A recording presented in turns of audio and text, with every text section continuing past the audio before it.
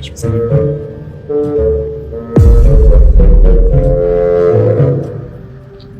Sorry guys, मुझे नहीं पता था कि तुम लोगों में ऐसा कुछ रिचुअल होता है। हाँ, प्रे तो करना चाहिए। हम हमेशा खाने से पहले अल्लाह ताला से प्रे करते हैं। यस, रिचुअल नहीं स्पिरिचुअल। हम ही पहले भगवान को भोग ऑफर करते हैं और उसके बाद प्रे करके खाते हैं। लेकिन तुम्हारा भगवान यहाँ आके कैसे खा सकता है?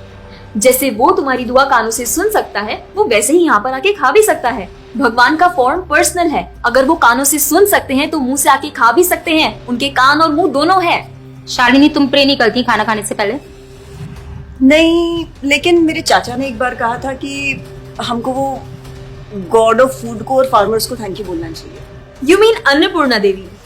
What? God of food. Yes, हमें उन्हें थैंक करना चाहिए और साथ में फार्मर्स को भी। But I believe in watering the roots. देखो, हम हमेशा क्रिएशन को तो अप्रिशिएट करते ही हैं, लेकिन हम क्रिएटर को ना अप्रिशिएट करना भूल जाते हैं। अभी सोचो, पानी ना हो, हवा ना हो, उपजाऊ मिट्टी या धरती माँ ना हो, तो फार्मर क्या कर लेगा? So I believe that we should be thanking the Creator, the Lord, who is providing us with all the basic necessities. Point. अब तुम किस किस को थैंक करेगा? वैसे भी तुम्हारे 33 करोड़ तो देवी देवता है। बताओ, किस किस को थैंक करेगा तुम? और शांति, तुम बताओ, तुम किस गॉड को मानता है? मैं ऐसे किसी गॉड को नहीं मानती, लेकिन I think Shiva is a big God. See, I am very sorry, but आपने अपने वो बड़े भगवान का स्टोरी तो सुना होगा ना, जहाँ वो अपनी मरी हुई वाइफ को शोल्डर पर लेकर पूरे इंडिया का चक्कर लगा रहा है। अब तुम मुझे बताओ, जो गॉड अपनी वाइफ के मरने पे ऐसे कॉमन मैन की तरह रोता है, वो गॉड हो सकता है क्या? अच्छा, may be, I don't know much about this story, but he is very famous and north में तो राम जी भी बहुत फेमस है ना। उनका स्टोरी तो तुमको पता होगा ना, सबको पता है। उनकी वाइफ को रावण ले गया था। हाँ, पता है। अब तुम मुझे बताओ, वो गॉड है? वो अपनी वाइफ को भी अकेला नहीं बचा के ला सकता। उसको अपनी वाइफ को बचाने के लिए भी वानर सेना की हेल्प चाहिए, और उस वानरों को भी तुम पूछता है। I am sorry. और गीता, तुम कृष्ण को मानती हो, और वो तो हर लड़की के साथ रासलीला करते रहते थे। ऐसा कैसा कैरेक्टर है गॉड का जिसे हर लड़की से प्यार हो जाता है? और वो खुद डर के अपना जन्मस्थान छोड़कर चले गए थे। गॉड को कभी डर लगता है क्या? और जिसे खुद डर लग रहा है, वो तुम लोगों की हेल्प कैसे करेगा? शिट यार, this is so complicated and confusing. It is confusing because you are following the wrong path. It is very beautiful and sacred. I will show you the right path. Enough, Asifa. I know what you're trying to do. And Shalini, कुछ भी confusing नहीं है। You know what the problem is कि तुझे पता ही नहीं है, क्योंकि तूने आज तक शास्त्र ही नहीं पढ़े हैं। तो पता कैसे चलेगा कि क्या सही है और क्या गलत? जन्म कर्म च मे दिव्यम एवं योवेति तत्वतः त्यक्त्वा देहम पुनर्जन्म नैति मामेति सो अर्जुना। भगवान की लीलाओं को समझना इतना आसान नहीं है। उसके लिए शास्त्रों का अध्ययन करना पड़ता है, और वो भी एक प्रामाणिक गुरु के अंडर रह के उनकी शरण लेके। अब अगर तुमने शास्त्र पढ़े होते तो तुमको ये पता होता कि शिव जी ने जो इमोशंस उसमें दिखाए थे वो शोक नहीं, विरह था। विरह विरह दोनों सेम नहीं होते क्या? Let's start from the basics. शोक इज मटेरियल एंड विरह इज स्पिरिचुअल। शोक ना दुख की अनुभूति कराता है, whereas जो विरह है उसमें जो सेपरेशन की फीलिंग होती है ना, वो सुख का अनुभव कराती है।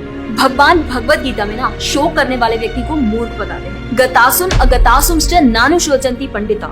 A wise man never laments for the living nor for the dead. Bhagavad Gita chapter 2 text 11। अपनों की मौत पे आंसू बहाना शोक है, लेकिन वही रामायण देखते देखते जो आंसू निकले ना, वो विरह है। विरह, और ऐसे विरह से हमारा भगवान के प्रति प्रेम बढ़ता है। तो जिस तरह से शिव जी ने विरह को दिखाया था, उसी तरह राम जी भी सीता मैया के जाने के बाद विरह में भटकते हुए रो रहे हैं। और यही नहीं, सीता देवी इतनी प्योर है ना कि उन्हें राम जी के अलावा कोई टच भी नहीं कर सकता था। रावण जिनको लेके गया था वो छाया सीता देवी थी। असली सीता देवी तो अग्नि में समा गई थी, और वो अग्नि परीक्षा के वक्त बाहर आई थी। और आसिफा, तू क्या बोल रही थी? भगवान राम को अपनी पत्नी को बचाने के लिए वानरों की मदद लेनी पड़ी थी। I mean, God is all powerful, right? हाँ, आई मीन वो अकेले भी तो मार सकते थे ना। यार शालिनी, अगर तूने कभी रामायण पढ़ी होती तो तुझे पता होता, जब खर और दूषण आए थे अपने 15,000 ऐसे दानवों के साथ जो इंसान को खा जाते थे, उन सब के साथ राम जी ने अकेले बिना किसी की हेल्प के उन सबके चिथड़े उड़ा दिए थे। अब ऐसे राम के लिए रावण को मारना मुश्किल है क्या? हाँ, लेकिन बाद में वानरों की हेल्प क्यों ली? उनको अपनी सेवा में लगाने के लिए, उनकी ग्लोरीज बढ़ाने के लिए। अरे उन्होंने तो एक छोटी सी गिलहरी तक को अपनी सेवा में लगा लिया था।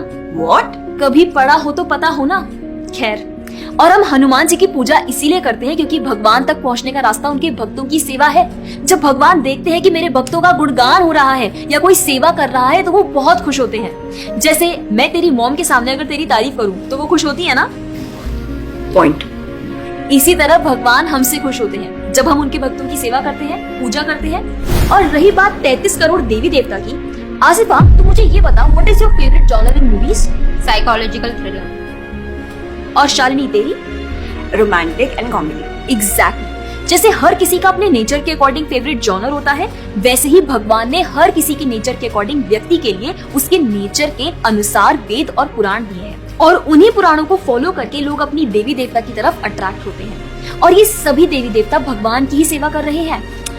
जैसे रोशनी के देवता सूर्यदेव, हवा के देवता वायुदेव, बारिश के देवता इंद्रदेव। जैसे एक सरकार चलाने के लिए इतनी सारी पोजीशंस होती हैं, वैसे ही इस पूरे ब्रह्मांड को चलाने के लिए अलग अलग देवी देवताओं की जरूरत पड़ती है। तो मतलब वो अपनी पोजीशन का मिसयूज करेंगे, किसी भी लड़की के साथ कुछ भी करेंगे, रास लीला करेंगे। Stop it Asifa, now you are crossing the line. तुझे पता ही क्या है कृष्ण के बारे में? जो लोग बोलते हैं कि कृष्ण करे तो रास लीला है, हम करे तो कैरेक्टर ढीला है, उनको बोलो पहले भागवतम पढ़ ले। ठीक रास लीला से पहले भगवान ने गोवर्धन उठाया था। उनको बोलो पहले जाके गोवर्धन पर्वत उठाए। पैदा होते ही पूतना को मारा था, बच्चे से एक मच्छर नहीं मारा जाता। When he was crawling, मुख में ब्रह्मांड दिखा दिया था। तू अपने मुंह में अपना ये हॉस्टल ही दिखा दे आसिफा।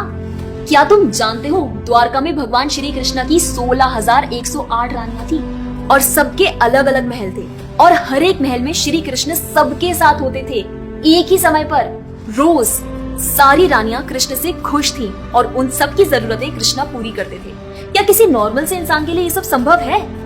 आज के टाइम पे तो एक ही नहीं संभलती, लेकिन उस टाइम सारी रानियां एक दूसरे के साथ खुश थी और उन्हें खुश कृष्ण रखते थे। क्यों? क्योंकि वो भगवान है। और रही बात ब्रज की गोपियों के साथ रास लीला करने की, तो इतना जान लो कि रास लीला के टाइम पर करोड़ों गोपियां थी और कृष्ण पूरे टाइम हर एक गोपी के साथ मौजूद थे और उनके साथ डांस कर रहे थे एक टाइम पे करोड़ों गोपियों के साथ। ये सब बहुत डीप लीलाएं हैं और ये सब तभी पता चलेगी जब साधुओं के संग में रह के शास्त्रों को पढ़ा जाएगा। हवा में तीर चलाने से या सुनी सुनाई बातों पर यकीन करने से कुछ नहीं होने वाला। और रही बात अपने भक्तों को बचाने की, तो भगवान ने तो अपने भक्त परीक्षित महाराज को गर्भ में बचाया। 5 साल के प्रहलाद महाराज के लिए नरसिंह अवतार लेकर आए और उनको बचाया। यहाँ तक कि वो अपने गुरुदेव सांदीपनी मुनि के बेटे को मरने के बाद वापस लाए और उनको जिंदा किया। आई एम रियली इम्प्रेस्ड यार। हिंदू होते हुए भी मुझे फैक्ट्स पता ही नहीं थे। मेरे पेरेंट्स ने मुझे कभी इन सब चीजों के बारे में बताया ही नहीं। हाँ, पेरेंट्स की तो गलती है, लेकिन हम भी तो वही कर रहे हैं जो उन्होंने किया। We are not learning about our culture, not reading Ramayan, Mahabharat और भगवत गीता। आजकल तो ये सब कुछ रीड करना बहुत इजी भी है यार। Everything is available on our phones, and the problem is that we don't want to learn। और इसीलिए हमें कोई कुछ भी बोलता है और हम उसे मान लेते हैं और अपने बिलीफ को चेंज करने के लिए रेडी हो जाते हैं। एक्चुअली में पता है, किसी का हार्ट ट्रांसफॉर्म करना है तो प्यार से करो, ज्ञान से करो, पैसे और तलवार से नहीं।